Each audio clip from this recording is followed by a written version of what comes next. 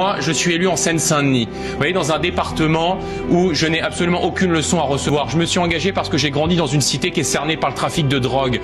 Ma mère qui m'a élevé avec un SMIC. Et vous voyez, ma mère, comme des millions de Français, elle ne supporte plus d'entendre vos leçons de morale à la télé, vos petites leçons infantilisantes. Les gens en ont marre, ils en ont marre de vos leçons de morale. Ils en ont marre qu'on leur explique comment est-ce qu'on doit faire, comment est-ce qu'on doit procéder, leur expliquer que d'après l'INSEE, ils ont gagné 0,5% de pouvoir d'achat. Il y a des millions de gens dans notre pays qui n'arrivent plus à boucler les fins de mois. Et nous avons proposé des choses très simples. On a proposé de décréter que tous les produits énergétiques, le carburant, l'essence, le fuel, soient décrétés comme des produits de première nécessité, qu'on abaisse par exemple la TVA de 20% à 5,5% sur tous les produits énergétiques. Ça permettrait par exemple à nos concitoyens qui utilisent leur voiture et qui, contrairement à ce que pensent vos amis écolos, ne peuvent pas se déplacer ou aller travailler en trottinette ou en utilisant les pistes cyclables, qui ont besoin de leur voiture pour aller travailler. Quand vous dites on a fait quelques efforts de revalorisation de telle ou telle aide, mais ce que vous donnez de la main gauche, vous en reprenez le double de la main droite.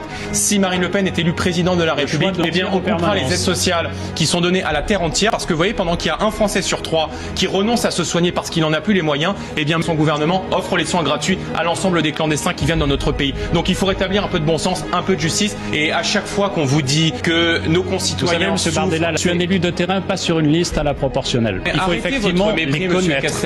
Je pense que vous êtes un peu frustré parce que vous êtes resté 3 mois ministre de l'Intérieur et que vous vous êtes fait virer, voilà, parce que vos résultats étaient tellement mauvais qu'on vous a pas gardé très longtemps et qu'on vous a recasé dans un placard à l'Assemblée nationale.